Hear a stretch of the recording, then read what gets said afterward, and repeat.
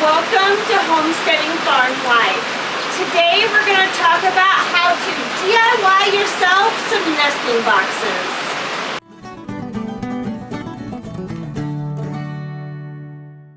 My name's Melina and welcome to Homesteading Farm Life. Our videos are all about our 40-acre farm, our animals, and homesteading. Follow us and learn how to homestead on your farm or in your backyard.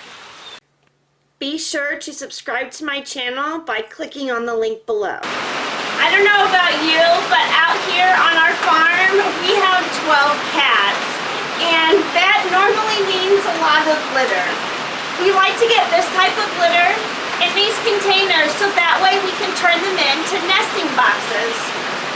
What we do is simply, this is where the lid goes, this is the top, and we flip the lid up and there's a natural divider here. This is like permanent to where you can't flip the lid all the way off.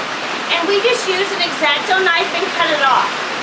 Then put a little bit of bedding inside and we slide it under our existing nesting boxes for all of the additional chickens that we've gotten since we started our coop.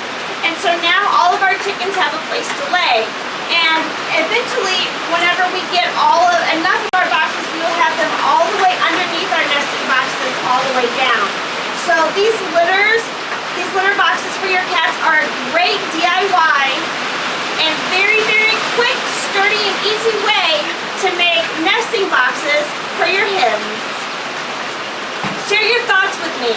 What are some ways that you DIY nesting boxes around your house? I would love to see videos and pictures. Please put them down in the comments below. Also, join me on Facebook in my homesteading group. I'll put a link down in the description of this video. I would love to see all of your ideas, your homesteading, and everything that you're doing on your own farm or in your own backyard.